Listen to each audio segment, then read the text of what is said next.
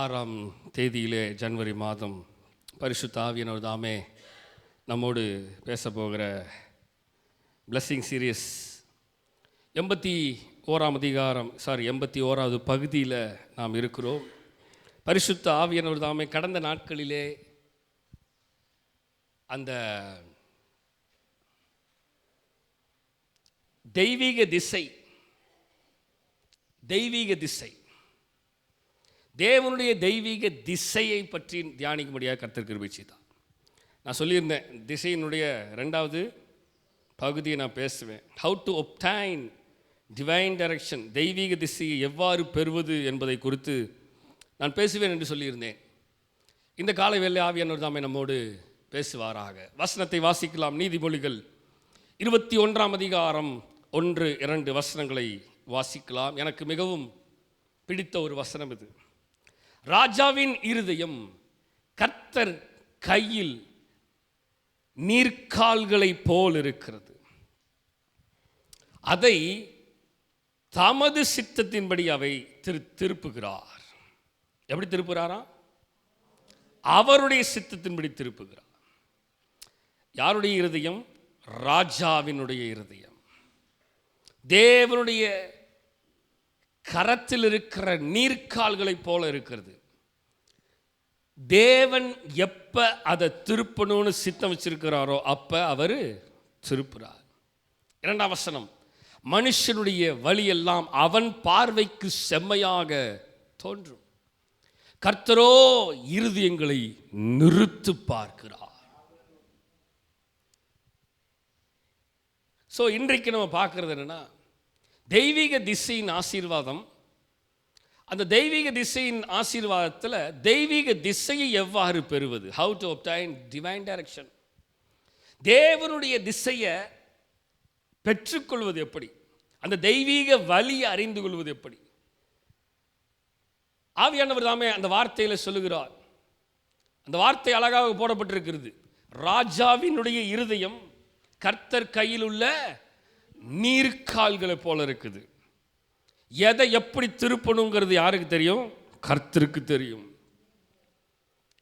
நம்முடைய வாழ்க்கை கர்த்தர் கையில் இருக்கிறது.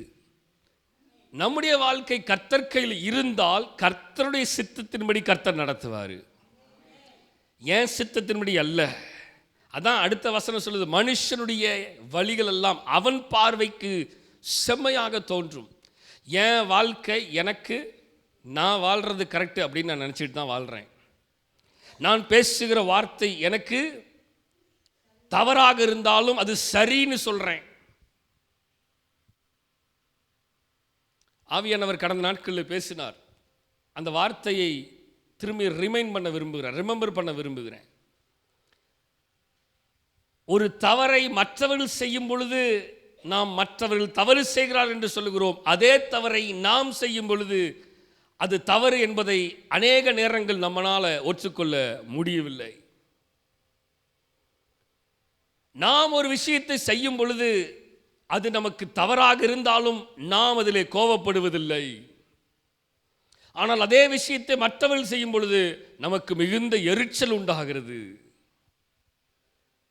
அதே போலதான் நான் எப்படி வாழுகிறேன் என்று எனக்கு தெரியும், என்னுடைய விருப்பத்தின்படி வாழுகிறேன் என்று, என்னுடைய வழியிலே நான் போய்கொண்டிருக்கிறேன் என்று போய்கொண்டிருக்கிறவர்கள் அநேகர் உண்டு. கடந்த நாட்களில் அமெரிக்க தேசத்துடைய எலெக்ஷன் முடிஞ்சு ரிசல்ட் வந்துச்சு. ட்ரம்ப் ஜெயிச்சார். ஹிலாரி கிளின்டனுக்கும் ட்ரம்ப்புக்கும் பயங்கரமான ஒரு, எப்பயுமே எலியும் பூனை மாதிரி அவங்க 2 பேரும் சண்டை ஓடிட்டே தான் இருப்பாங்க, நேருக்கு நேராக. என்ன ட்ரம்ப் சொன்னாலும் அதற்கு எதிர்மறையாக பேசுகிறது தான் ஹிலாரி கிளின்டனுடைய வேலையாக இருக்கும், அது சரியாக இருந்தாலும் சரி. ஆனால் ஒரே ஒரு விஷயத்தில் மாத்திரம் ஹிலாரி கிளின்டனே சொல்கிறாங்க. என்ன தெரியுமா? டொனால்ட் ட்ரம்ப்பு தன்னுடைய வழியில் அவர் சரியாக போவார். எப்படி? ஆமாம். அந்த அம்மாவுக்கு என்னதான் எதிர்மறையான இருதயம் இருந்தாலும் அந்த அம்மாவே சொல்லுது, அவர் செய்யறது சரியா தான் செய்வார். அவர் தன்னுடைய பிள்ளைகளை சரியா வளர்த்துறாரு. அவரும் எந்த விதமான கெட்ட பழக்கங்களுக்கு அவர் தண்ணி அடிக்கிறதோ மற்ற காரியங்களுக்கோ அவர் ஈடுபடவில்லை. அதே போல் தன் பிள்ளைகளையும் வளர்த்துகிறார் என்று ஹிலாரி கிளின்டன் சர்டிஃபிகேட் கொடுக்குது பொது மேடையில். மக்களை புரிகிறதா? ஆப்போசிட்டில் இருக்கிற மனுஷனுடைய வழி என்னவென்று இன்னொருத்தனுக்கு தெரிந்து அவனே சொல்லுகிறான், அவன் வழி சரியாக இருக்கிறது. நல்லா கவனிங்க, மனுஷனுடைய வழிகள் எல்லாம் அவன் பார்வைக்கு செம்மையாக தான் இருக்கும். என் பார்வைக்கு எல்லாமே சரிதான். ஆனால் என்னை பற்றி உங்ககிட்ட கேட்டால் நீங்கள் சொல்லணும், என்ன சொல்வீங்க? அப்படிங்கிறது தான் ரிசல்ட்டு. அப்படிங்கிற ரிசல்ட் நம்மை பற்றி நம்மளே தீர்மானம் பண்ணுகிறது. It's not a result. நம்மை பற்றி நம்மளே முடிவெடுக்கிறது. It's not a result. That's not God's way. அது தேவனுடைய வழி அல்ல, அது என் வழி. நான் தீர்மானித்துக் கொண்டிருந்து ஓடிக்கொண்டிருக்கிறது எல்லாமே என்னுடைய வழியை தவிர தேவனுடைய வழிகள் அல்ல. அப்ப இன்னைக்கு நம்ம பார்க்க போறது என்னன்னா, இந்த வழியை எப்படி அறிந்து கொள்வது, இந்த விஷயத்தை எப்படி புரிந்து கொள்வது, இந்த தெய்வீக திசையை எவ்வாறு பெறுவது, இந்த தெய்வீக திசையை பெறுவதற்கு, தெய்வீக வழியை பெறுவதற்கு நான் என்னெல்லாம் செய்யணும், எப்படி இருந்தால் என்ன செஞ்சா இந்த தெய்வீக திசையை நான் புரிஞ்சுக்கலாம், அறிந்து கொள்ளலாம். மூணு விஷயம், 3 பாயிண்ட் உங்ககிட்ட பேச போறேன். Number 1, you want to be with God spirit. Number 1 என்ன, நீங்கள் கர்த்தருடைய ஆவியோட இருக்கணும். மனுஷ ஆவிகளோடு அல்ல, பிசாசின் ஆவிகளோடு அல்ல. எந்த ஆவியோட இருக்கணும்? கடவுளுடைய, தேவனுடைய, பிதா குமாரன் பரிசுத்த ஆவியினுடைய ஆவியோட இருக்கணும். ஹல்லேலூயா, ஹல்லேலூயா, ஹல்லேலூயா. ஒரு மனிதன் தேவ ஆவியினாலே நடத்தப்படுகிறவனாக இருந்தால் அவனுக்கு நன்றாக புரியும் இது தேவனுடைய டிவைன் டைரக்ஷன் அப்படிங்கிறத அவன் புரிஞ்சுக்குவான். அது நன்மையோ தீமையானாலும் சரி. அதுதான் நம்மால் சொன்னான், யார் தெரியுமா? யோபு. கர்த்தரிடத்தில் நன்மையை பெற்ற நாம் தீமையும் பெற்றுதான் ஆக வேண்டும். ஏனென்றால் this is God's divine direction in my life. என்னுடைய வாழ்க்கையில இதுதான் கர்த்தருடைய டிவைன் டைரக்ஷன். நான் தீர்மானித்து போகிற வழிகள் அல்ல. 2 விதமான மனிதர் அங்க இருக்கிறாங்க. யாரு? யோபு, அவருடைய மனைவி, சொந்த மனைவி. இவருடைய கண்ணோட்டம், இவருடைய பார்வை, இவருடைய ஆவி வேறு. ஆனால் சரீரமாக இருக்கிற ஒரே சரீரம் எது? மனைவி. நீங்கள் இருவரும் 2ஆம் அதிகாரம், ஆதியாகமம் 2ஆம் அதிகாரத்தில் நீங்கள் வாசித்து பார்த்தா தெரியும். நீங்கள் இருவரும் இனிமேல் ஒரே சரீரமாக இருக்கிறீர்கள். ஆதியாகமம் 2ஆம் அதிகாரத்தில் கடைசி வசனத்தை பாருங்களேன். கடைசியில் 2-3 வசனங்களில் பாருங்களேன். ஆதியாகமத்தில் பார்த்தீங்கன்னா போட்டிருக்க பார்த்தீங்களா, இது நிமித்தம் புருஷன் தன் தகப்பனையும் தன் தாயையும் விட்டு தன் மனைவியோட இசைந்திருப்பான். அவர்கள் எப்படி? they are in one flesh. இப்ப கணவன் ஒரு ஃப்ளஷ், மனைவி ஒரு ஃப்ளஷ். புரியுதுங்களா? ஃப்ளஷ் என்னது? சரீர மாம்சம். இப்போ மனைவி ஒரு மாம்சம், ஒரு மாம்சம். ஆனா இப்ப 2 மாம்சமும் ஒரே மாம்சம் என்றே கர்த்தர் சொல்லிட்டார். ஒன்று தான், ஒன் பாடி. மக்களுக்கு புரியுதுங்களா என்னன்னு? அப்ப ஒன் பாடி, ஒரே மாம்சம், ஒரே ஆவியானவரால, ஒரே பரிசுத்த ஆவியானவரால, ஒரே தேற்றரவாளனால நடத்தப்படுகிறது தான் குடும்பம். அல்லேலூயா, அல்லேலூயா. நிறைய நேரம் மனைவி ஒரு பக்கம், பிள்ளைகள் ஒரு பக்கம், கணவன் ஒரு பக்கம். That's not God's divine direction way. புரியுதா உங்களுக்கு என்னன்னு? அந்த ஆவி நமக்குள்ள இருந்துச்சுன்னா தான் மனைவி சொல்லுது, நீ இப்படியே இருந்து செத்து ஜீவனை வெற்று. அதுக்கு முன்னாடி ஒரு வார்த்தை சொல்லுது அந்த அம்மா, என்னது? தேவனை தூசித்து விட்டு. இப்போ இந்த அம்மா ஒரே மாம்சம் அப்படிங்கிறதுக்கான அடையாளமே இல்லை. இதற்கு அவருடைய ரிப்ளை என்னவா இருந்துச்சு? நீ பைத்தியக்காரி பேசுகிறது போல பேசுகிற. ஏன் தெரியுமா? You are not feel the God's spiritual realm. உனக்கு ஆண்டவருடைய ஆவியினுடைய உலகத்தினுடைய மண்டை புரிந்து கொள்ள முடியல, அதனால நீ பேசுகிற பேச்சே பைத்தியக்காரத்தனமாக இருக்கிறது. மக்களே புரியுதா? காட்ஸ் அந்த ஸ்பிரிட்ல இல்லைன்னா பேசுறவன் எல்லாம் பைத்தியமாக தான் பேசுவான். புரியுதா? என் பார்வைக்கு நிறைய பேர் பைத்தியமாக தான் தெரியுறாங்க. ஏன் தெரியுமா? ஆண்டோடைய ஸ்பிரிட்டில் பேசலை. நான் அவங்கள பார்த்து நான் வேதனைப்படுறேன். ஐயோ இந்த பைத்தியம் முத்திட்டு இருக்குது, சீக்கிரத்தில் கொண்டு போய் சொல்லுங்க, நீங்களே எங்கே போடுவாங்க பைத்தியத்தை?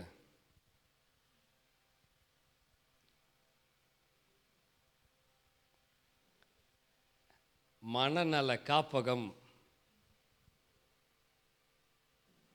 காரணம் என்ன தெரியுமா? யோபினுடைய மனைவியை போலவே நம்ம நிறைய பேர் இருக்கிறோம். இன்றைக்கி ஒரு விஷயம் தெரிஞ்சுக்கணும்.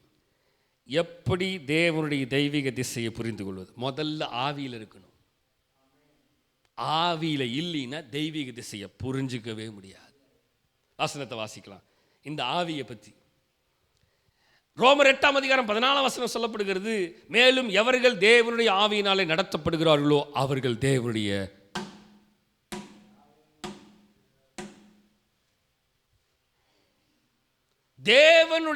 ஆவியினாலே நடத்தப்படுகிறவர்கள் தான் தேவனுடைய பிள்ளைகள். இப்ப தேவ ஆவியில நான் நடத்தப்படாமல் என்னுடைய ஆவியில நடத்தப்பட்டு கொண்டிருக்கிறேன் என்றால் I am not a God's children. நான் பிள்ளை இல்லை. நான் சொல்லலைங்க, எது சொல்லுது? வசனமே தான் சொல்லுது. நான் சொல்றேன்னா இது என்னுடைய வார்த்தை இல்லை, வசனத்தை நான் அப்படியே சொல்றேன். அந்த வசனத்தை நான் அப்படியே படிக்கிறேன். என்ன சொல்லுது? ஆண்டவருடைய வார்த்தை என்ன சொல்லுது? நீங்கள் தேவனுடைய ஆவியினாலே ஸ்பிரிட்ல லீட் பண்ணணும்.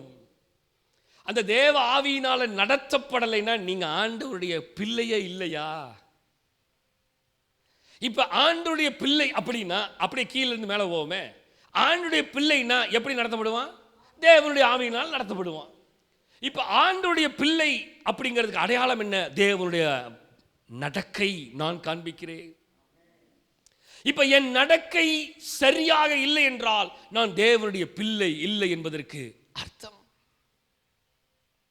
புரியுதா? டிவைன் டைரக்ஷன் என்னன்னு? நான் தேவனுடைய பிள்ளை அப்படிங்கிற அடையாளம் எதனால் தெரிகிறது என்றால் என்னுடைய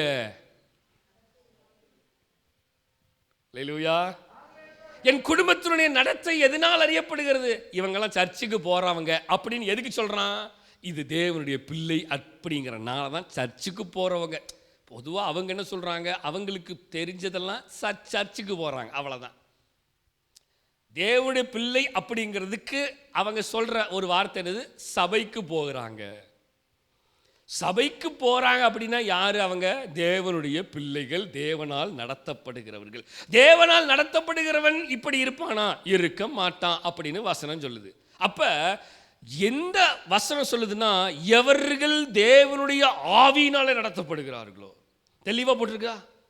if you are led by the spirit of the Lord, நீங்க ஆண்டவருடைய ஆவியினால். அப்ப நம்பர் 1 என்னது?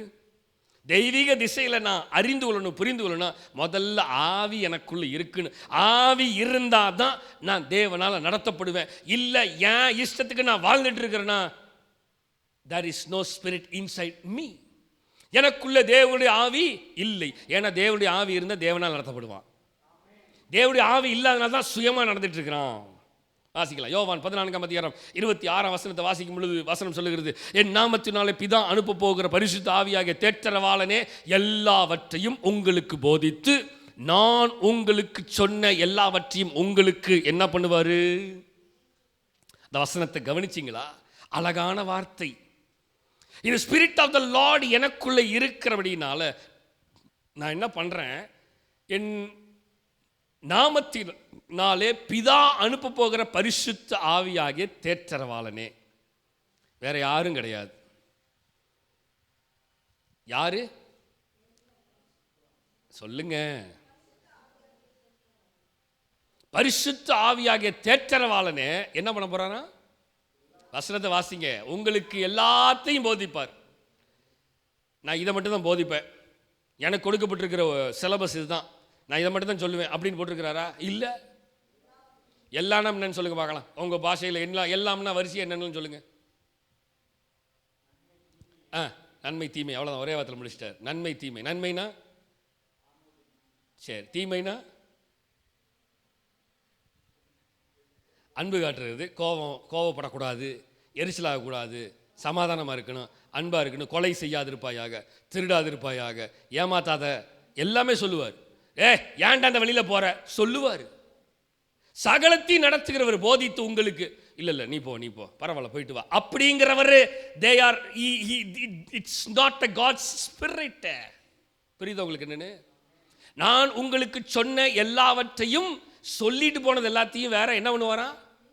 ஆமாம், நீ மறந்துட்ட, அதனால உனைய ஊழியக்காரன் மூலியமாக நினைப்பூட்டுறேன். நமக்கு ஊழியக்காரன் மூலியமாக நினைப்பூட்டினா தான் பிடிக்கிறது இல்லை. நீ எதுக்கு நினைப்பூட்டுற எனக்கு இதெல்லாம்? உங்களுக்கு தெரியாத, எங்களுக்கு தெரியாத வழியா? நீ எல்லாம் அதை சொல்லக்கூடாது, நீ எல்லாம் அதை நினைப்பூட்டக்கூடாது. மக்களே, வசனம் சொல்லுது, அவர் நினைப்பூட்டுவார். சபை நீ மறந்துட்ட அப்படிங்கிற சபை சொல்லும். நீ தப்பான வழியில போற சபை சொல்லும், நினைப்பூட்டுவார். எதை?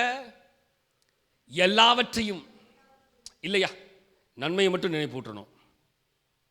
இப்போ இருக்க காலகட்டத்தில் சபையினுடைய நிலை எப்படி தெரியுமா இருக்கு? பாஸ்டரு நன்மையை மட்டும் பேசணும், தீமையை பற்றி பேசவே கூடாது.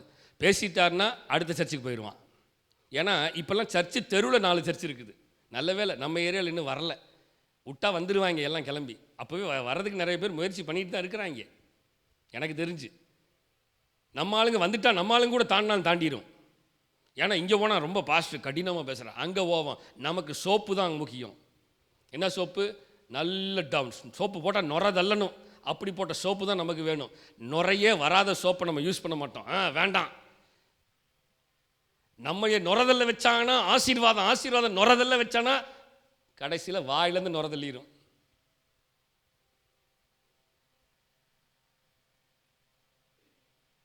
இன்றைக்கு இருக்க சபையினுடைய சீரழிவு ரொம்ப மோசமாக இருக்குது, ரொம்ப வேதனையாக இருக்குது எங்களுக்கெல்லாம்.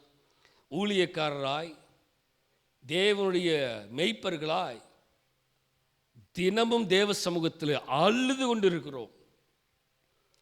சபையினுடைய நிலை படுகொலியில் போய்கொண்டிருக்கிறது. முன்னேற்ற பாதையில் போவார்கள் என்றால் வருடங்கள் முன்னேறுகிறது, ஆனால் ஜனங்கள் பின்னோக்கி போய்கொண்டிருக்கிறார்களே.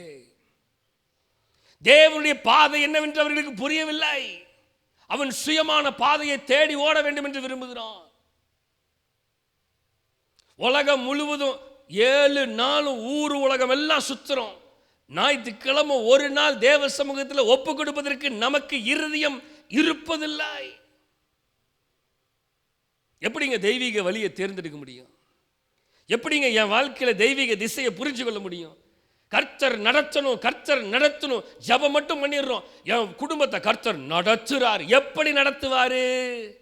நீ ஆண்டவருக்குள்ள இருந்தா தானே ஒன்ன நடத்துவார். நீ ஆண்டவருக்குள்ள இல்லாம நடத்துவார்னா நடத்துறது அவர் இல்ல, நீ நடத்திட்டு இருக்கிறயா?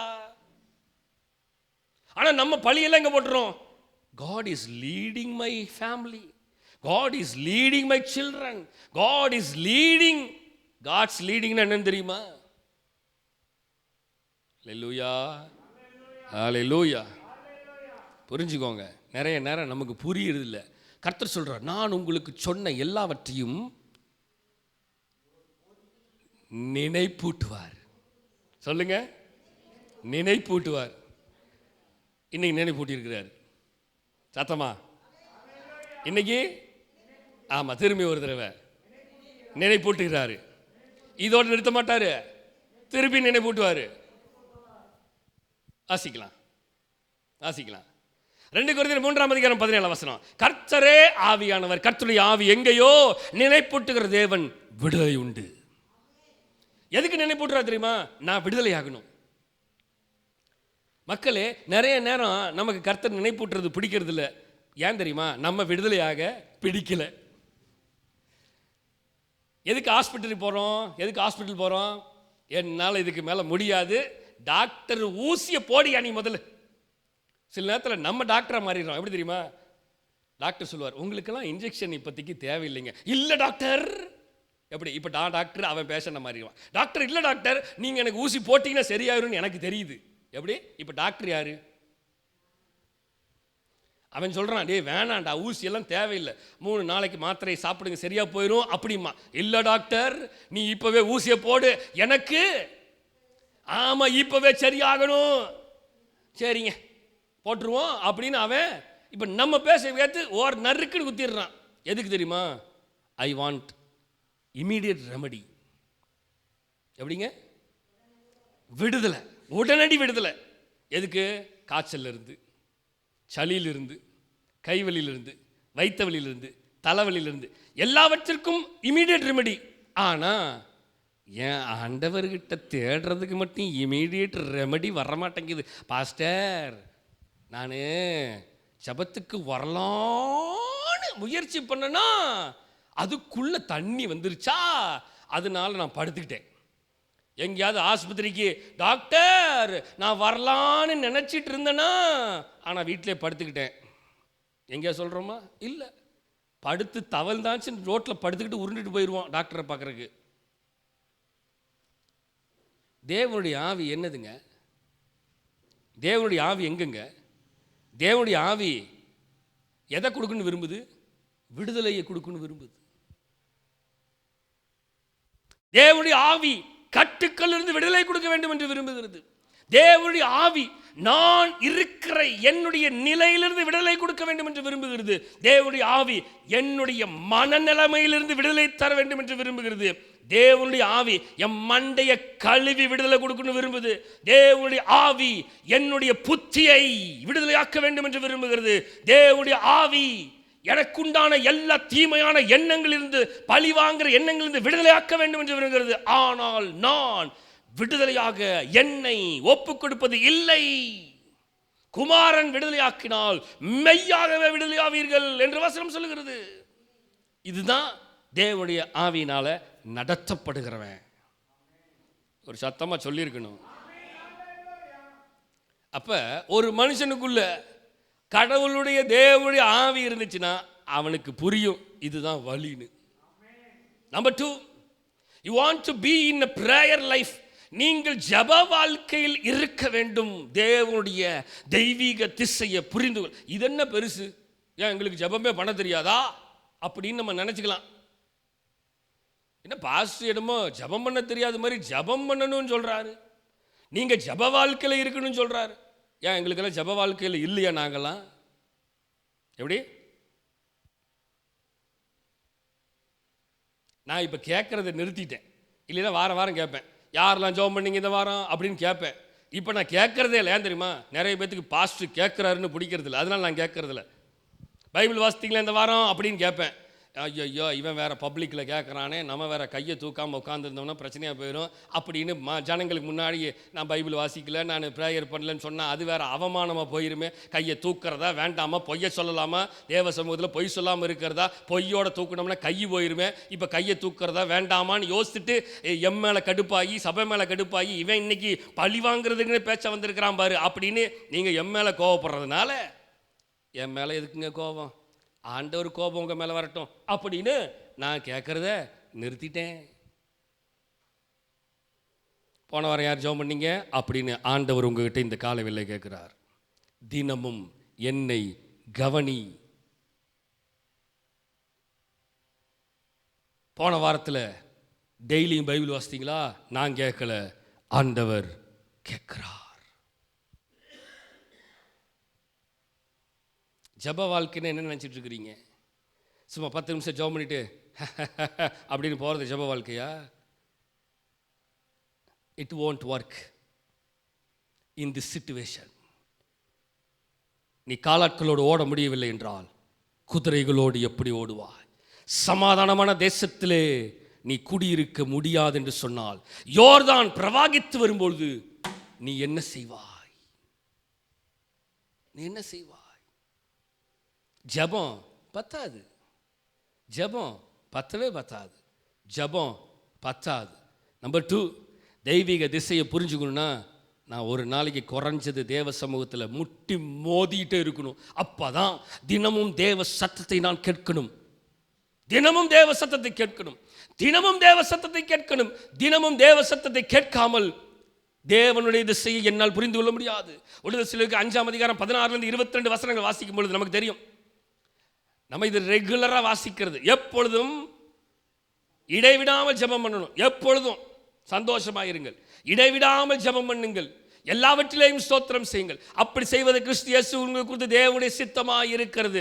ஆவி அவிழ்த்து போடாதிருங்க, தீர்க்கதரிசன அற்பமாயினாதிருங்க, எல்லாவற்றையும் சோதித்து பாடுத்து நலமானது பிடித்துக் கொள்ளுங்க, பொல்லாங்க தோன்றுகிற எல்லாவற்றையும். சரி, ஜெபம் என்ன சொல்லி கொடுக்குது? முதல்ல வருவோமே, எப்பொழுதும் சந்தோஷமா இருக்கணுங்கிறது தான் ஜெபம். என் குடும்பத்தில் பிரச்சனை வருதா, ஆண்டவருடைய சமூகத்தில் போய் உட்கார்ந்து ஜெபம் பண்ணும். ஆண்டவர் பிரச்சனைகளை மாற்றி சந்தோஷத்தை அவர் கொடுப்பாரு. இடைவிடாமல் நீங்க ஜெபம் பண்ணி பாருங்க, குடும்பத்தில் பிரச்சனை வரவே வராது. தெய்வீக திசை தான். ஏன் குடும்பத்துக்குள்ள பிரச்சனை வருது? ஜெபம் இல்லை. ஜெபம் இல்லாத ஜீவியம் அது. ஜெபம் இல்லைன்னா பிசாசவன் கண்டிப்பா களைகளை விதைப்பான். ஜெபம் பண்ணுங்க இடைவிடாம, எல்லாவற்றையும் ஸ்தோத்திரம் செய்யுங்கள். அப்படி செய்வதை கிறிஸ்து இயேசுக்குள் உங்களை குறித்து தேவனுடைய சித்தம். தேவ சித்தம் என்ன தெரியுமா? டெய்லியும் ஜெபம் பண்ணணும். தேவ சித்தம் என்ன தெரியுமா?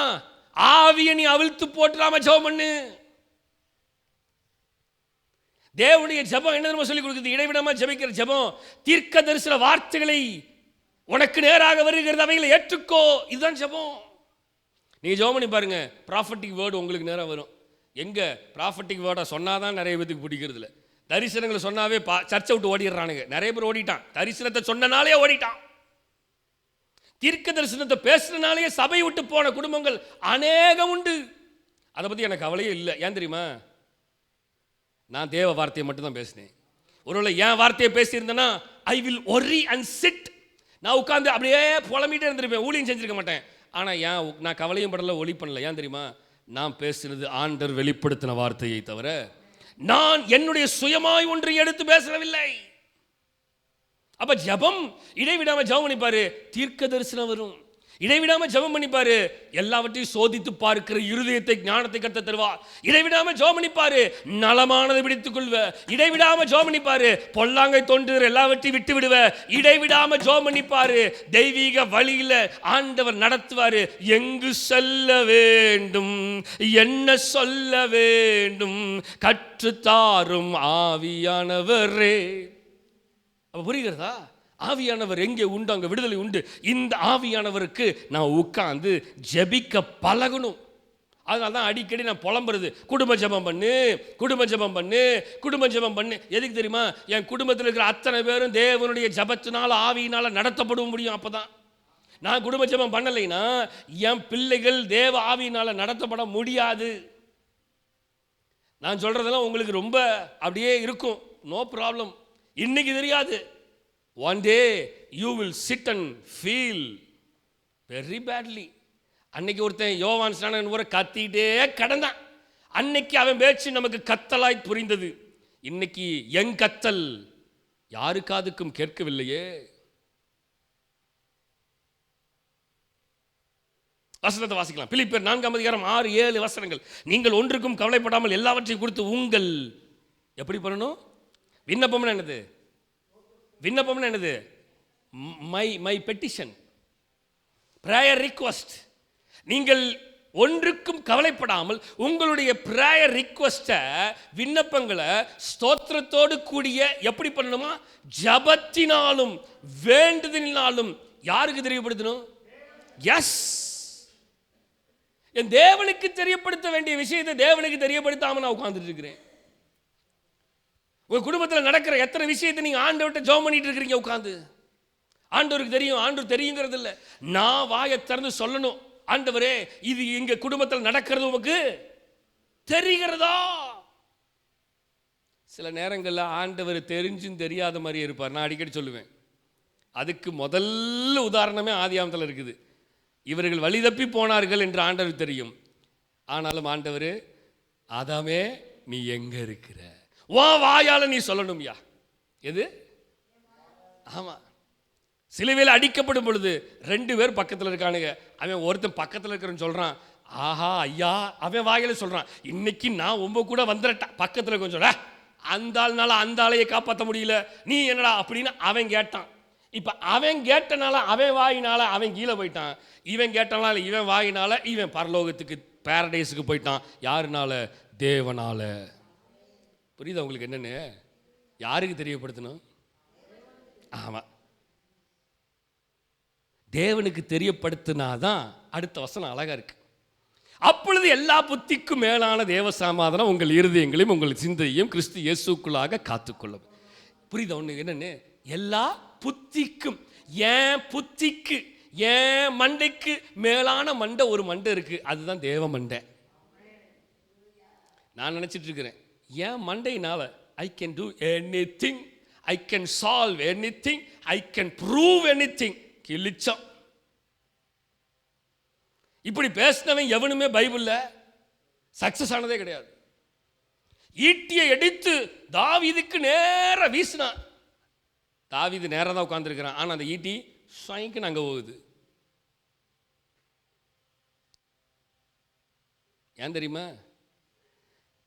சவுல் புத்திக்கு நினைத்து எரிந்தது தாவீதை போட்டு தள்ளிடணும்டா. ஆனா இவனை இறக்கிட்டு இவனை மேலே உட்கார வைக்கணும்னு ஆண்டவர் ஏற்கனவே தீர்மானம் பண்ணிட்டாரு. அவனை எப்படி சாவ விடுவார் ஆண்டவர்? டேக் டைவர்ஷன் அப்படி போயிடுச்சு.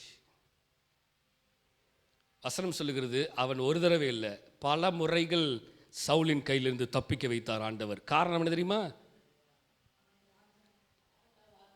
எல்லா புத்திக்கும் மேலான தேவ புத்தி ஒன்று இருக்குது. நிறைய நேரம் ஐயா என் புத்தி ஒன்றும் இல்லை அப்படின்னு சொன்னாதான் அவர் புத்தி வேலை செய்யும். அவர் புத்தி வேலை செய்கிறதுக்கு என் புத்தியை தரையில் போட்டு புதைக்கணும். என் புத்தியை புதைக்காம I never ever succeed in my life. So number 2 என்னது? நம்பர் 2 என்னங்க? என்ன பார்த்துட்டு இருக்கிறீங்க? ரெண்டே விஷயம் தான். முதல்ல என்னது? தெய்வீக திசையை புரிந்து கொள்வது. அப்டைன், ஹவு டு அப்டைன், பெறுவது எப்படி? முதல்ல என்னது? ஸ்பிரிட்டோட இருக்கணும், ஆவியில் இருக்கணும். ரெண்டாவது ஜபத்தில் இருக்கணும். ஜபத்தில் இருக்கணும், ஆவியில் இருக்கணும், ஜபத்தில் இருக்கணும். மத்தேயு 6 அதிகாரம் 6, 7, 8 வசனங்கள். நீயோ ஜபம் பண்ணும்போது உன் அறை வீட்டுக்குள் பிரவேசித்து உன் கதவை பூட்டி கொண்டு அந்தரங்கத்தில் இருக்கிற உன் பிதாவை நோக்கி ஜபம் பண்ணும்போது அப்பொழுது அந்தரங்கத்தில் பார்க்கிற உன் பிதா வெளியரங்கமாய் உனக்கு பலன் அளிப்பார். அன்றையும் நீங்கள் ஜபம் பண்ணும்போது அஞ்ஞானிகளைப் போல வீண் வார்த்தைகளை அலப்பாதேயுங்கள், அவர்கள் அதிக வசமினாலும் தங்கள் ஜபம் கேட்கப்படும் என்று நினைக்கிறார்கள். நம்மளுடைய நிறைய பேருடைய பிரச்சனை தெரியுமா? நான்லாம் ஜபம் பண்ணனா ஆண்டவர் இறங்கி வந்து நடந்து போய் என் குடும்பத்தில் படுத்து அவர் எல்லா வேலையும் செஞ்சுட்டாரு நினைச்சிட்டு இருக்கிறான். இங்க வேலையை செய்ய மாட்டேங்கிறாரு, வேலையை செய்ய மாட்டேங்கிறாரு.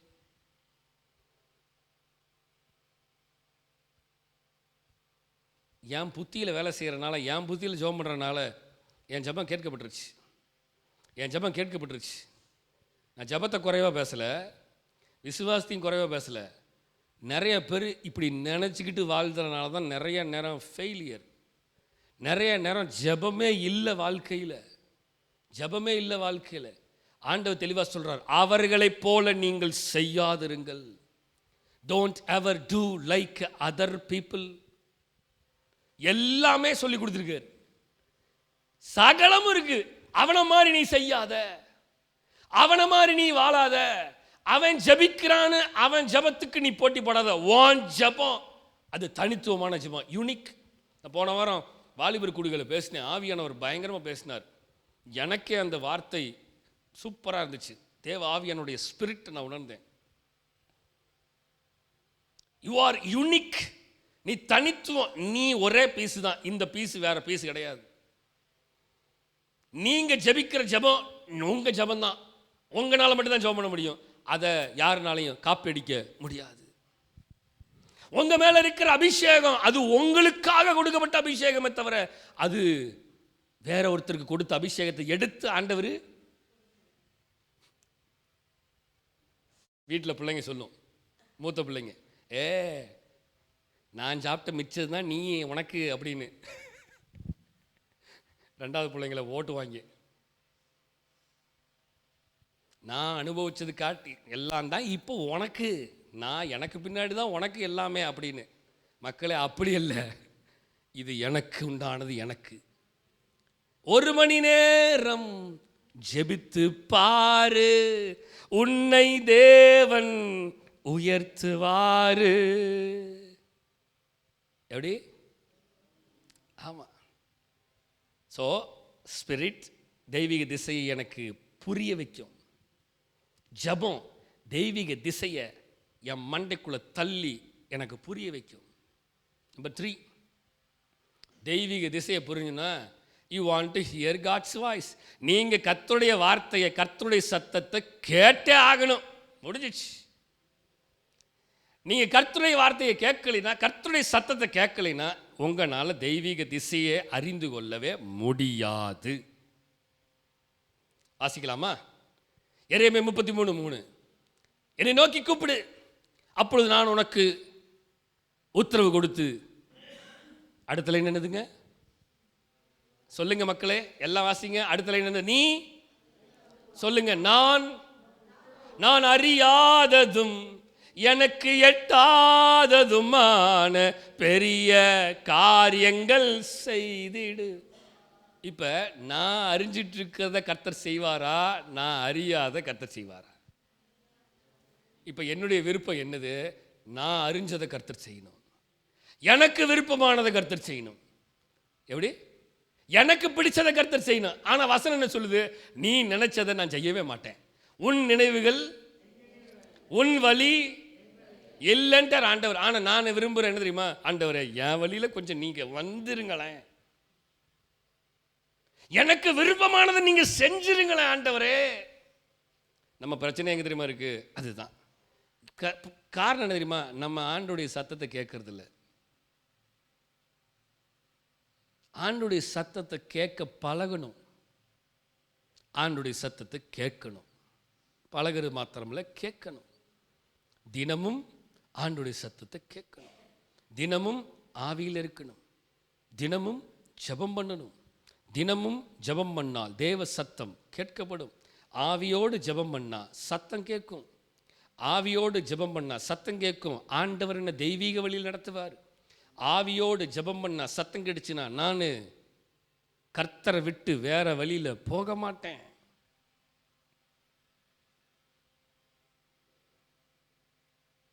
புரியுதா உங்களுக்கு என்னன்னு? யோவான் 10:27 வாசிக்கலாம். என் ஆடுகள் என் சத்தத்துக்கு செவி கொடுக்கிறது, நான் அவைகளை அறிந்திருக்கிறேன், அவைகள் எனக்கு சொல்லுங்க பின் செல்கிறது. சத்தம் சத்தம் சத்தம். ஒரு மனிதன் தேவனுடைய சத்தத்தை கேட்கணும். தேவ சத்தத்தை கேட்கலைன்னா பின்னாடி போக முடியாது. வசனம் தெளிவா போட்டிருக்கு. என் ஆடுகள் என் சத்தத்துக்கு செவி கொடுக்கிறது. ஆடுகள் யாரு? நம்ம தான். மேய்ப்பன் யாரு? அவர் தான். இப்போ மேய்ப்பனுடைய சத்தத்தை கேட்டு அவருடைய வார்த்தையை நல்லா கவனிங்க. அவர் அப்புறம் நம்மளை பார்த்து சொல்றார், என் ஆடுகள் அவர் சத்தத்தை கேட்டு, நான் தான் அவருக்கு பின்னாக ஓடுகிறது, அவரை அறிந்திருக்கிறது. இப்ப நான் அவரை அறிஞ்சுக்கிட்டேன்னா, இப்ப நான் அவரை புரிஞ்சுக்கிட்டேன்னா, இப்ப நான் அவருடைய சத்தத்தை புரிஞ்சுக்கிட்டேன்னா எனக்கு தெய்வீக திசை என்னங்கிறது தெளிவா புரிஞ்சிடும். ஜெசி வீட்டுக்கு போகணும், ஈசாயின் வீட்டுக்கு போகணும். சாமுவேல் யார் அபிஷேகம் பண்ண? தாவீது அபிஷேகம் பண்ண. ஆனா சவுல் ராஜாவா உட்கார்ந்துட்டு இருக்கிறான். இப்ப தீர்க்கதரிசியான சாமுவேலுக்கு இப்ப மண்டை குழம்பி உட்கார்ந்துருக்காரு. ஏன்னா ஆண்டவர் திடீர்னு இறக்கி விட்டார். இவன் நல்லா தான் இருந்தான். இவன் தேவனால் அபிஷேகம் பண்ணப்பட்டவன் தானே. திடீர்னு ஆண்டவர் இவன் ராஜா இல்லைன்னு சொல்லிட்டாரு. இவன் ராஜா இல்லைன்னு சொன்னது யாருக்கு மாத்திரம் தான் தெரியும்? சாமுவேலுக்கு. எனக்கு மட்டும் மண்டை குழம்பி போச்சு. இப்ப என்ன பண்றதுன்னு தெரியலையே. இவர் வேற தைல கொம்பை எடுத்து இவன் வீட்டுக்கு வேற போய் அவனை அபிஷேகம் பண்ணுன்னு சொல்லிட்டாரு. ஆண்டவரே, ஒரு விஷயம் இந்த ராத்திரியில் ஜெபிக்கிறேன்னு புலம்பிகிட்டே இருக்கிறான். ஆண்டவர் சொல்றாரு, நீ எவ்வளோ நேரம் உட்காந்து அழுதுகிட்டே இருக்க போற? நீ எவ்வளோ நேரம் இங்கே உட்காந்து புலம்பிகிட்டே இருக்க போற? ஐ ஆல்ரெடி டிசைடட், நான் ஏற்கனவே டிசைட் பண்ணிட்டேன், அவ்வளோதான். ஏற்கனவே சத்தம் கேட்டுருச்சு எனக்கு. நீ என் சத்தத்தை அறிஞ்சு நீ என் பின்னாடி வா. இப்போ இப்போ வந்துட்டார், இந்த வழிக்கு வந்துட்டார். ஆனால் இப்போ அவர் சொல்கிறது தெரியுமா, நான் எப்படி ஜெஸ்ஸி வீட்டுக்கு போவேன், ஈசாயின் வீட்டுக்கு போவேன். ஏன்னா ஈசாயின் வீட்டுக்கு சும்மா போனால் கண்டிப்பாக சவுலுக்கு தெரிஞ்சதுன்னா சவுல் என்ன கொன்றுவானே. மக்களை நல்லா கவனிங்க, த சீக்ரெட் ரெசிபி தேவன்கிட்ட மட்டும்தான் அதை கற்றுக்க முடியும். தீர்க்கதரிசிக்க நிறைய தெரியாத விஷயங்களை ஆண்டவர் தான் சொல்லியே கொடுப்பார். ஆனால் நம்ம நினைச்சிட்டு இருக்கிறோம், I know everything, I know everything. Samuel அந்த இஸ்ரவேல் தேசத்துடைய மகா பெரிய தீர்க்கதரிசி அவன் தான். ஆனால் அவனுக்கு புரியாத வழிகளை ஆண்டவர் சொல்லி தர்றார். ஒன்றும் இல்லைடா, நீ நேராக போய் ஒரு ஆட்டை எடுத்துக்கோ, நேராக ஆட்டை தூக்கிட்டு ஈசாய் வீட்டுக்கு போ. அவன் எதுக்குன்னு கேட்டானா, பலி விருந்துக்குன்னு சொல்லு, அங்கே ஆட்டை வெட்டு, எல்லாத்தையும் பண்ணு. இப்போ சவுல் கேட்டாலும் இதே மாதிரி சொல்லு அப்படிங்கிற வழியை, அந்த காரியத்தை கர்த்தர் அழகாக அவனுக்கு சொல்லி கொடுக்கிறார். இதுதான் எனக்கு பின்னா வாணி, நீ எனக்கு பின்னாடி வாணி, என் சொல்லை கேட்டு நீ வா, நான் உன்னை நடத்துறேன். அதே மாதிரி ஆண்டவரே, நான் போனால் என்ன நடக்கும், போகலின்னு நடக்கும், அதெல்லாம் கேட்கல. நேராக போனால் ஆட்டை தூக்குனா, வாடா போகலான்னு நேராக ஜெஸ்ஸி வீட்டுக்கு போயிட்டான். ஆட்டை வச்சாங்க, பலி செலுத்திருப்பாங்க, கண்டிப்பாக பலி செலுத்திருப்பாங்க, ஜோம் பண்ணியிருப்பாங்க, எல்லாம் நடந்துருச்சு. முடிச்சதுக்கப்புறம் ஆண்டவர் சொன்ன மாதிரியே அங்கே கூப்பிட்டாங்க, அங்கே அபிஷேகம் பண்ணாங்க, அங்கே தாவீதை தேர்ந்தெடுத்தாச்சு, எல்லா வேலையும் முடிந்துருச்சு. இவர் கிளம்பி வந்துட்டாரு. அதற்கு அப்புறம் அவர் யாரு, சாமுவேல் சவுலை பார்க்கவே இல்லை. சவுலை பார்க்கவே இல்லை. ஏன் தெரியுமா? ஒரு மனிதன், நல்லா கவனிங்க, தேவ திட்டத்துக்குள்ள ஒரு மனிதன் வந்துட்டானா வேற எவனையும் பார்க்க மாட்டான்.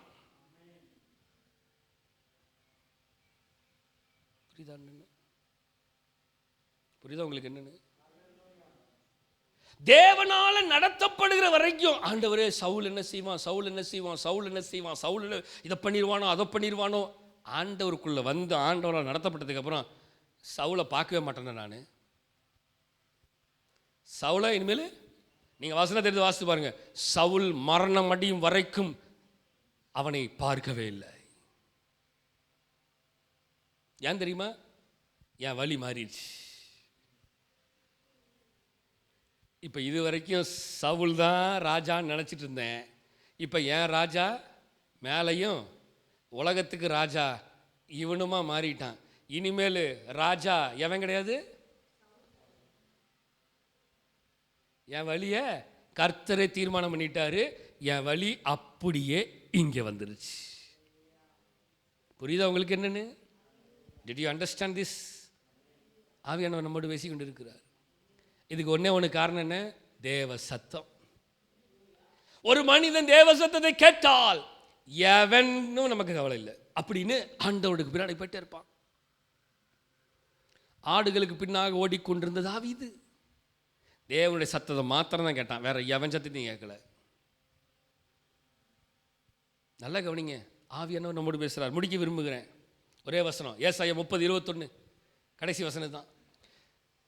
ஏசாயா 30:21, நீங்கள் வலதுபுறமாயும் சாயும் போது இடதுபுறமாய் சாயும் போது வழி இதுவே, இதிலே நடவுங்கள் என்று உங்களுக்கு பின்னாலே சொல்லும் வார்த்தையை உங்கள் காதுகள் கேட்கட்டும். புரியுது உங்களுக்கு என்னன்னு? மனுஷன் சத்தம் கேட்கட்டும் போட்டிருக்குதா? எந்த தீர்க்கதரிசி பேராது போட்டிருக்குதா?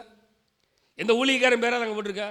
என்ன போட்டிருக்குது சொல்லுங்க? அந்த ஒரே வார்த்தை என்னது? வார்த்தை. சொல்லுங்க அந்த வார்த்தை. வார்த்தையை, வார்த்தை எது? இதுதான். இதில் இருக்கிற எல்லா வார்த்தையும் நாம் பின்தொடரணும். வார்த்தையை, வார்த்தை அல்ல, வார்த்தையை அப்படின்னா எல்லாமே தான். நல்லா கவனிங்க, ஆண்டவருடைய வார்த்தை சொல்லுது, நீ சத்தம் கேட்கும் உனக்கு எப்போ கேட்க தெரியுமா? நீ வலதுபுறமாய் சாயும் போது. எங்கடா போயிட்டுருக்குற நீ? சரி ஆண்டவரே, சரி இப்போ நமக்கு இந்த வழியில் போயிடுவோம். இடதுபுறமாய் சாய். எங்கடா போயிட்டுருக்குற? வழி எங்கே இருக்குது தெரியுமா உனக்கு? புரியுதா உங்களுக்கு என்னென்னு? நமக்கு கர்த்தருடைய சத்தத்தை இப்படி வார்னிங் பண்ணுகிற சத்தம் தான் நமக்கு பிடிக்கல. இந்த வெஹிக்கிள்ஸில், வண்டியில் இப்போல்லாம் நார்மல் வெஹிக்கிள் கூட டிஜிட்டல் வெஹிக்கிளாக வந்துருச்சு, டிஜிட்டலைஸ்டு மீட்டர்ஸ். முதல்லாம் சாவியை போட்டு ஆன் பண்ணால் தான் அந்த ஸ்பீடோ மீட்ரு அதெல்லாம் ஆன் பண்ணி பெட்ரோல் லெவல்லாம் வரும். இப்போ அப்படியெல்லாம் கிடையாது. ஆன் பண்ணுறதுக்கு முன்னாடியே பார்த்தா எல்லாம் டிஜிட்டலைஸ், எல்லாம் டிஜிட்டல், சகலமும் டிஜிட்டல். எவ்வளோ கிலோமீட்டர் ஓட்டுறோம், எவ்வளோ கிலோமீட்டர் ஏற்கனவே ஓடி இருக்குது, இப்போ ரவுண்டு ட்ரிப்புன்னு போட்டால் அது இந்த ட்ரிப்பில் எவ்வளோ போகிறோம், எவ்வளோ வருது, எவ்வளோ மைலேஜ் கிடைக்கும், எவ்வளோ பெட்ரோலுக்கு எவ்வளோ மைலேஜ் ஓட்டலாம், எல்லாமே வருது. ஆனால் ஒரு விஷயத்தை நல்லா கவனிங்க, முதல்லாம் அப்படி இல்லை. இந்த டிஜிட்டலைஸ் ஆகாத வரைக்கும் என்ன பிரச்சனை ஆனாலும் அந்த ஞாபகம் இருக்கா உங்களுக்கு? தெரியுதா? அந்த ஸ்பீடோ மீட்டருக்கு ஒயர் இருக்கும், அந்த ஒயரை பிடுங்கி விட்டுட்டு ஓட்டுவாங்க எல்லாரும். ஓட்டுவோம்டா என்ன வேணாலும் அப்படின்னு. இப்போ அப்படி கிடையாது. எண்ணத்தை பிடுங்கினாலும் அங்கே கீ கீ கீ கீ கீ கீன்னு சத்தம் போட்டே இருக்குது. எங்கே தெரியுமா கொண்டு போகணும்? இப்போல்லாம் கம்பெனி கொண்டு போய் அவன் ஒரு மிஷின் எடுத்து வச்சு, கம்ப்யூட்டர் எடுத்து வச்சு, அந்த ஒயர், வண்டியிலேருந்து ஒயர் எடுத்து கம்ப்யூட்டரில் மாட்டி அப்படி தட்டி என்னன்னு சொல்லு கம்ப்யூட்டரு அப்படின்னா அந்த கம்ப்யூட்டர் எல்லாத்தையும் பார்த்து இதுதான் சொல்லி, அதாவது வண்டியவே தொடறதில்லை, இங்கே டச் பண்ணானா வண்டியில் இருக்கிற எல்லாத்தையும் ஆட்டோமேட்டிக்காக சரி பண்ணுது. இப்போ சாதாரணமாக வாங்குகிற வெஹிக்கிளே அந்த மாதிரி ஆயிடுச்சு. நல்லா கவனிங்க, கண்ட்ரோல் அப்படி ஆகுது. வசனத்தை சொல்றார் ஆண்டுடைய வார்த்தை இப்படி தான். நீ இந்த பக்கம் போனா கீ கீ கீ கீ, இந்த பக்கம் போனா லோல் லோல் லோல் லோல் சத்தம் கேட்கும். சரி பண்ண வேண்டியது சரி பண்ணாமல் தேவனுடைய வழியை புரிந்து கொள்ள முடியாது. விட வேண்டியது விடாமல் தேவனுடைய தெய்வீக திசையை புரிந்து கொள்ள முடியாது. தெய்வீக திசையை பெற்றவர்கள் ஆபிரகாம், ஆதியாகமம் 12:1-4 வாசித்துக்கோங்க. தெய்வீக திசையை பெற்றவர்கள் மோசே, யாத்ராமம் 3:10. தெய்வீக திசையை பெற்றவர்கள் இஸ்ரவேல் ஜனங்கள், யாத்ராமம் 13:21, 22 வசனங்கள். தெய்வீக திசையை பெற்றவர்கள், ஸ்தோத்திரம், பவுல் அப்போஸ்தலர் 16:6-10 வசனங்கள். தெய்வீக திசையை பெற்றவர்கள் நோவாவும் பேழையும், ஆதியாகமம் 6:13-22 வரைக்கும்.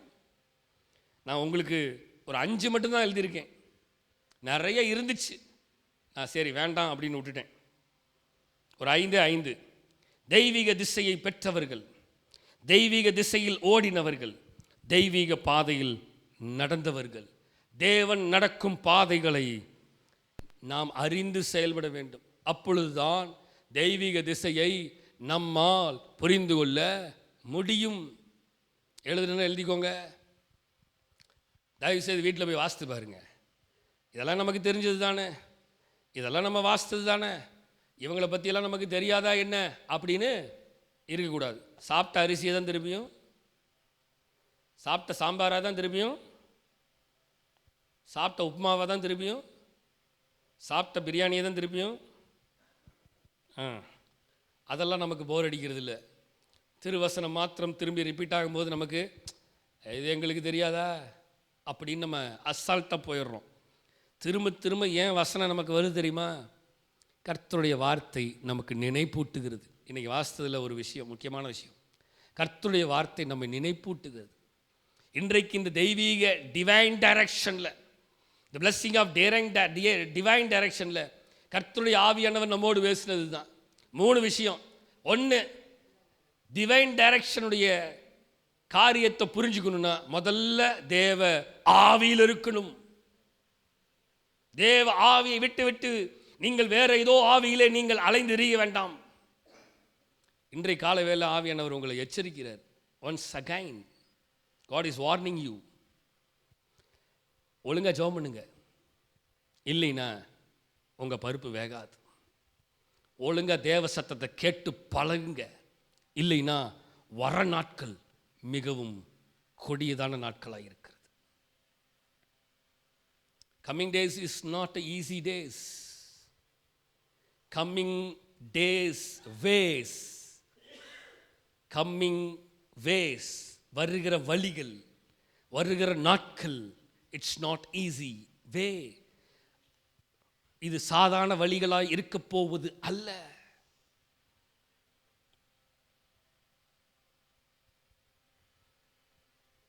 எனக்கு நிறைய தரிசனங்களை ஆண்டவர் கொடுத்திருக்கிறார். கடந்த வருடத்தில் முடிக்கும் பொழுது அந்த தரிசனங்கள் எல்லாம் பார்த்து பயந்து நான் வாழ்ந்து கொண்டிருக்கிறேன். அந்த தரிசனங்கள் எல்லாம் நடந்ததென்றால் பாலான நிலங்களை மாத்திரமே நாம் பார்க்க முடியும். எந்த பசுமையான நிலங்களையும் கண்ணால் பார்க்க முடியாது. எல்லாம் எரிந்து சாம்பலான நிலங்களை மாத்திரம்தான் பார்க்க முடியும். இப்போ நியூயார்க்கில் நடந்துச்சு பாருங்க. நியூயார்க் தானே? லாஸ் ஏஞ்சல்ஸா? லாஸ் ஏஞ்சல்ஸில் நடந்த அதே அதே அதே தரிசனத்தை கர்த்தர் எனக்கு அக்டோபரில் கொடுத்தார். அங்க நடந்ததை அப்படி அதே தரிசனத்தை கர்த்தர் எனக்கு கொடுத்தார். அந்த தரிசனத்தை பார்த்து சில மாதங்களில் நான் இதை கண்ணார பார்க்கிறேன். இது வந்து கொண்டிருக்கிறது, இது வந்து கொண்டிருக்கிறது. திஸ் இஸ் நாட் எங்கேயோ நடக்குதுன்னு நம்ம நினைச்சிட்டு இருக்கிறோம். இங்க நடக்கிறதுக்கு ஒரு நிமிஷம் ஆகாது. எல்லாமே யாருக்கு எழுதுறமா இருக்கு? என் கையில் இல்லை, அவர் கையில் இருக்கிறது. அவர் நினைத்தால் இந்த ராத்திரி வேளையிலே மனுஷனே, இந்த ராத்திரி வேளையில மனுஷனே, இந்த ராத்திரி வேளையிலே உன் ஜீவன் பிரிந்தால் உன் ஆத்மா எங்கே போகும்? இந்த ராத்திரி வேளையிலே உங்கள் கணவனுடைய ஜீவன் பிரிந்தால், உங்கள் மனைவியுடைய ஜீவன் பிரிந்தால், உங்கள் பிள்ளைகளுடைய ஜீவன் பிரிந்தால் பரலோகம் போகுமா? சர்டிஃபிகேட் கொடுக்க முடியுமா? 5 மினிட்ஸ் தான், 5 நிமிஷம். 10 பேர் படுத்திருக்கிறாங்க. யாரு? 10 கன்னிகை. ஒரு 5 நிமிஷம் டீயை குடிச்சிட்டு வந்துடலாம், எவ்வளோ நேரம் ஆக போகுதுன்னு சொல்லி டீ குடிக்கிறதுக்கு போன கேப் தான். அது வரைக்கும் உட்காந்து பேசிகிட்டு இருந்தாங்க. டீ குடிச்சிட்டு வரலான்னு போன கேப்பில் அவர் வந்துட்டு இப்போ டீயை குடிச்சிட்டு ஜாலியாக அப்படின்னு வந்து பார்த்தா டே எங்கடா இருக்கீங்க, எங்கடா ஓடிங்க, டே எங்கடா இருக்கீங்க 5 பேரும்? சத்தம் இல்லை. ஐயா 5 பேர் எங்கே இருக்கீங்க? அப்போ தான் சத்தம் கேட்குது வானத்துலேருந்து. நான் 5 பேர்த்த தூக்கிட்டேன்.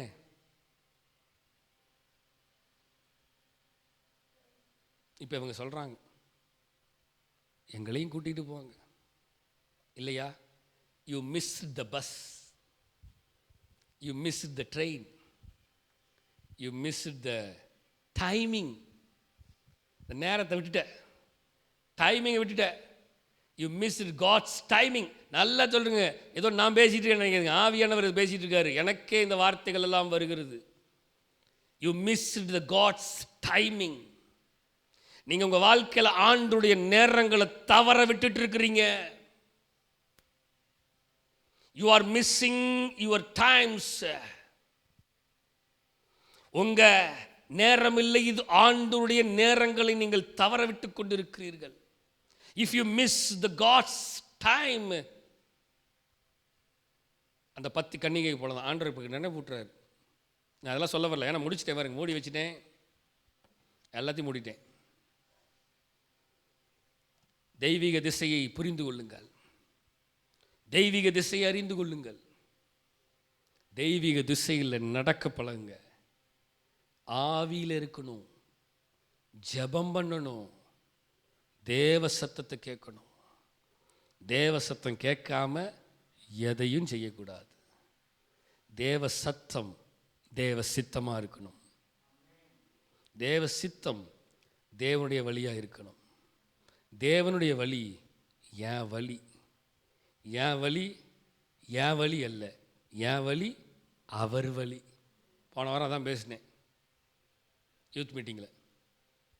அதை க்ளோஸ் பண்ணிட்டு அந்த யூத்தோட ஸ்லைடு இருக்கு பார். God's way is my way, my way is. Close பண்ணுப்பா, டோட்டலாக க்ளோஸ் பண்ணு, வெளியில் வா பார், கீழே இருக்கு பார் லெஃப்டில் யூத் மீட்டிங். பிபிடி லெஃப்டில் பார் இருக்கா, ஓப்பன் பண்ணு. தேவசித்தத்தை, தேவசித்தம் இதுதான் டாபிக். பாருங்கள், தேவசித்தம். தேவசித்தம் தான் என் சித்தம். God's plan. தேவசித்தத்தில் அவருடைய பிளான் இருக்கணும், என் பிளான் இல்லை. இது போன வாரம் நான் வாலிபர் குழுக்களை பேசினது. அவர் பிளானில் நான் நடந்தாதான் என்ன பண்ணணும் தெரியுமா? அதே தான் வருது. அவர் பிளானில் நடந்தால் முதல்ல நான் ஜெபம் பண்ணணும். அவர் பிளானை புரிஞ்சுக்கிறதுக்கு நான் ஜெபம் பண்ணணும். ஜெபம் இல்லாமல் அவருடைய சித்தத்தை நான் செய்ய முடியாது. அவருடைய சித்தத்தை நான் செய்ய முடியாது. உன் சுய உத்தியின் மேல் சாயாமல் உன் முழு இருதயத்தோடு கர்த்தர் மேல் நம்பிக்கை வைத்து உன் வழிகளெல்லாம் அவரை நினைத்துக்கொள். அப்பொழுது அவர் உன் பாதைகளை, இன்னைக்கு அதை தான் பேசுகிறேன் பாருங்க, கரெக்டாக வந்துருச்சு பாருங்க. வழி, வழி. அந்த வழியில் போகணும்னா ஒபீடியன்ஸ் இருக்கணும். தேவனுடைய பைபிளுடைய கீ ஒபீடியன்ஸ் இல்லாமல் நீங்கள் வழியில் போக முடியாது. வழியில் போகிறதுக்கு, அந்த வழியில் போகணுன்னா சரண்டர் பண்ணணும். நம்மை நாமே சரண்டர் பண்ணணும். சரண்டர் பண்ணாமல் நம்மளால் அவருடைய வழியை புரிஞ்சிக்க முடியாது. மூணாவது, சரண்டர் பண்ணுறது மாத்திரம் இல்லை, இன்றைக்கி பார்த்த மாதிரி தான், அந்த வாய்ஸ் கேட்கணுன்னா அனாயிட்டிங் இருக்கணும். புரியுதா? அபிஷேகம் இருக்கணும். அந்த அபிஷேகம் தான் நம்மை சகலவற்றிலையும் நடத்துகிறதா இருக்குது. அந்த அபிஷேகம் வந்துச்சுன்னா தான் சகல ஞானமும் வரும். சகல ஞானமும் வரும். சகல ஞானம் வரும். விஸ்டம் வந்துருச்சு. விஸ்டம் எதனால? தேவனுடைய வார்த்தையினால. அவருடைய சத்தத்தை கேட்டு ஞானத்திலே நடக்க பழகிறேன். ஞானம் எனக்கு நாலேஜை கொடுக்கிறது, அறிவை தருகிறது. அறிவு எனக்கு ஆண்டுடைய வார்த்தையின் மூலமாக வருகிறது. ஆண்டுடைய வார்த்தை, ஆண்டுடைய சத்தத்தை என்னை கேட்க வைக்கிறது. வந்துருச்சு பார்த்தீங்களா? இன்றைக்கி கேட்ட மாதிரியே வந்துருச்சு. ஆண்டுடைய சத்தம் கேட்க வைக்கிறது. ஆண்டுடைய வார்த்தை, ஆண்டுடைய சத்தம் என்ன நடத்துகிறது. God's leading. சத்தம் என்னை நடத்துகிறதாக இருக்கிறது. ஆமென். அவரால் நடத்தப்படும் பொழுது சில பிரச்சனைகள், போராட்டம் வரும். எனக்கு பின்னாடி நிறைய பிரச்சனைகள் வரும். நான் தனித்துவமாக நிற்கிறேன். பின்னாடி ஒரு கும்பலே நின்று என்னை ஏளனமாக பேசும். நான் தனித்து விடப்படுவேன். நான் ஆண்டவருடைய பிள்ளையாக இருக்கிறதுனால பின்னாடி பிசாசு எனக்கு எல்லா விதமான தீங்கும் செய்வான். ஆனாலும் நான் ஆண்டவரால் நடத்தப்பட்டு கொண்டிருக்கிறேன், நடத்தப்படணும். ஏன்னா அதுதான் காட்ஸ் கண்ட்ரோல். ஆண்டவரால் கண்ட்ரோல் பண்ணப்படுகிறது. ஆண்டவரால் கண்ட்ரோல் பண்ணுறவன் இப்படி தான் இருக்கணும். ஒரு கயிறை போட்டு ஆண்டவரை பிடிச்சிருக்கிறார். என் வழியில் போக முடியாது, நான் அவர் வழியில் மட்டும்தான் நடக்க முடியும். அவர் வழியில் நடந்தா என்னுடைய வழி, மை வே, அவர் வே இஸ் பிகம், படிங்க, என்னது என்னது என்னுடைய வழி இப்போ யார் வழியாக மாறிடுச்சு? இப்போ இதை திருப்பி படிங்க. காட்ஸ் வே பிகம், என்னப்பா ஸ்லைடு மாற மாட்டேங்குது, பிகம் அவர் வே. எப்படி மாறிடுச்சு? எத்தனையோ வழிகள் இருக்கிறது, ஆனால் ஆண்டவர் நேர் வழியாய் அந்த பிரகாசமான வழியில் என்ன நடத்துகிறார். இப்போ சொல்லுங்க, ஆண்டுடைய obtain, how to open the divine direction வழி வந்துருச்சா? அதே வழி இங்கே வந்துருச்சா? இந்த வழியில் நடக்கணும்னா நான் தேவ ஆவியில் இருக்கணும். ரெண்டாவது, தேவனுக்குள்ள ஜெபம் பண்ணும். மூணாவது, தேவனுடைய வார்த்தையை கேட்டு my way is his way, his way is become a my way. அப்படி தான் அர்த்தம். என் வழியே கிடையாது. ஏன்னா என் வழி அவர் வழி ஆயிடுச்சு. அவர் வழி தான் என் வழி. இப்போ என் வழிங்கிறது இல்லை, அவ்வளோதான். இதை புரிஞ்சுக்கிறவன் தான் தேவ வழியிலேயே நடக்க முடியும். இல்லை இல்லை இல்லை, ஆண்டவர் வழி இருக்கட்டும், என் வழியும் இருக்கட்டும் அப்படின்னீங்கன்னா சத்தியமாக அந்த வழியே நடக்கவே முடியாது. ஜெபம் பண்ணலாமா?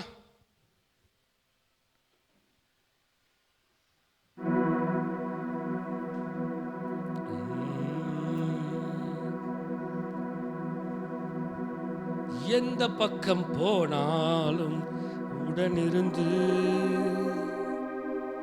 இதுதான் வழி என்றே பேசுவான். எந்த பக்கம் போனாலும் உடனிருந்து இதுதான் வழி என்றே பேசுவான்.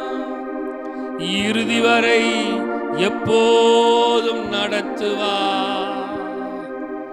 இறுதி வரை எப்போதும் நடத்துவார். இயேசு நாமம் வாழ்கவென்று வாழ்த்துவோம். இயேசு நாமம் வாழ்கவென்று வாழ்த்துவோம்.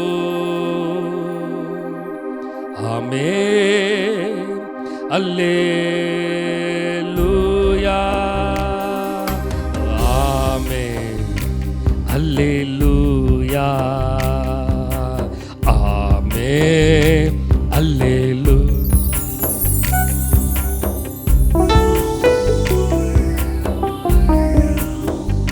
சொல்லுங்க, கரம் பிடித்து வழி நடத்தும் கர்த்தரை களிப்போடு துதிப்பாடி, கரம் பிடித்து வழி நடத்தும் கர்த்தரை களிப்போடு துதிப்பாடி போற்று. ஆமென் ஆமென் அல்லேலூயா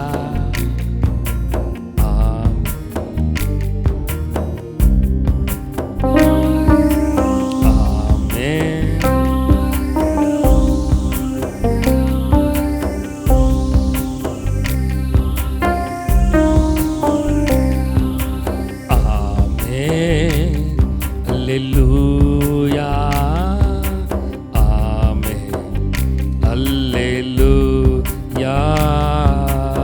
பரலோக தேவனே, இயேசு கிறிஸ்துவின் நாமத்தினால ஆண்டவரை இந்த நாளிலேயும் பரிசுத்த ஆவியானவராமே எங்களோடு பேசின வார்த்தைக்காக நன்றி செலுத்துகிறோம்.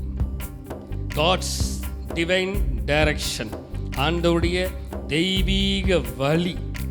இந்த வழியில் நாங்கள் எப்படி நடக்கணும், எப்படி வாழணும், இந்த வழியை நாங்கள் எப்படி புரிஞ்சுக்கணும், இந்த வழியில் இருக்கிறவைகள் என்ன, எப்படியெல்லாம் போனால் இந்த வழியை புரிஞ்சுக்கலாம், இந்த வழி எங்களுக்கு எவ்வளவு வெளிப்பாடான காரியங்களை தருகிறது, தேவனுடைய வழி இதுவே என்று நாங்கள் நடக்க பழக எங்களுக்கு கிருபை செய்வீராக. நாங்கள் உம்முடைய ஆவியிலே நாங்கள் இருக்கணும், நாங்கள் ஜபத்தில் இருக்கணும், நாங்கள் உம்முடைய சத்தத்தை கேட்டு உம்முடைய சித்தம் செய்கிறவர்களாய் நாங்கள் இருக்கணும். ஆண்டவரே, உடைய கரத்தில் எங்களை தருகிறோம், தாழ்த்துகிறோம், அர்ப்பணிக்கிறோம். நீரை ஆளுகை செய்து வழிநடத்துகிறார். எல்லா துதி கன மகிமை எல்லாம் உமக்கு ஒருவருக்கு மாத்திரமே செலுத்துகிறோம். மீட்பரும் இரட்சகருமா இயேசு கிறிஸ்துவின் மூலம் ஜெபம் கேளும் எங்கள் ஜீவனுள்ள நல்ல பிதாவே, ஆமென். என் ஆத்துமாவே கர்த்தரை ஸ்தோத்திரி.